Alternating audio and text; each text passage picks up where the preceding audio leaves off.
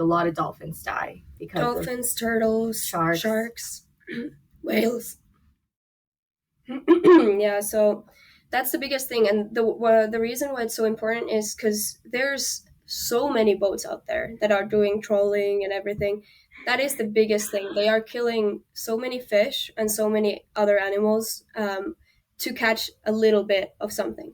So, for example, for tuna, around 60% of all the catch that they get is bycatch waste. They throw it away. Most of it dies. Most of it doesn't survive. 60% of what they catch dies, and they toss it back in the ocean. So to catch that little bit of tuna for you to eat, over twice the amount will die for your little piece of tuna. So that is the thing. I love eating fish, but the best thing to do is not to buy it at a grocery store, because it is very, very hard to trust any of those labels that say they are sustainably fished. That's one Yeah. of the papers that I actually wrote was about sustainable fishing and how it doesn't exist, unfortunately. It's a nice idea, but to get those labels, the companies can buy them. It's about money, not about actions.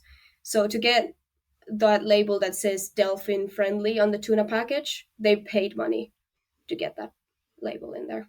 So the best thing anyone can do is eat sustainable fish, and the way to eat sustainable fish is to know where it's from.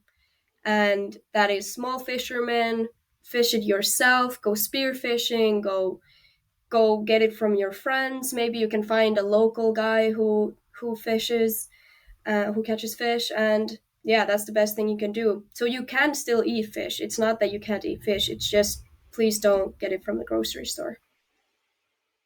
That is a very good message. I mean, I've got friends in the fishing industry, and they'll go and they're not allowed to catch after a certain amount of quota. So if it's in the Mhm. net, they have to throw it back. But a lot of that times they've suffocated and died. So you're basically throwing in dead animals back into the sea, or the other boats have unlimited capacity, so they can just fill their boats where we're restricted in what you can catch. And like you're saying, it's like other things get caught up in the nets, because we probably do need more research in the size of nets, the types of nets, the types of methods we'd use. And it's difficult, isn't it? So many different countries are involved and have different rules on how they're doing it. But I love that message of going and finding a sustainable source. I know, for instance, we stopped using cod in a lot of fish and chip shops. I know it's a bit weird, but we use like pollock. So it's Yeah. something that is a higher stock. But what would you do about the plastic situation? Because it's really sad that you have to go and pick up litter on some of your dives. That you Yeah. see this is it Challenger Danger you see on TikTok. He's constantly gone out with a net filling bag after bag of hair scrunchies, ties, and all these sorts of things. How can we educate people to stop leaving their shit in the water, basically, to take better care of it? The big problem is not necessarily singular people. Of course, that is also a problem. Do not leave your trash behind. But I feel like every adult knows not to leave their trash behind. They know it's bad. But the big problem is single use plastic. And especially here in America, we see it a lot. Everything is packaged singularly. Like if you go and get takeout, it's in a plastic box.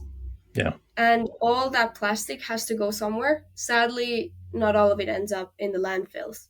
Some of it ends up in the ocean, in the nature.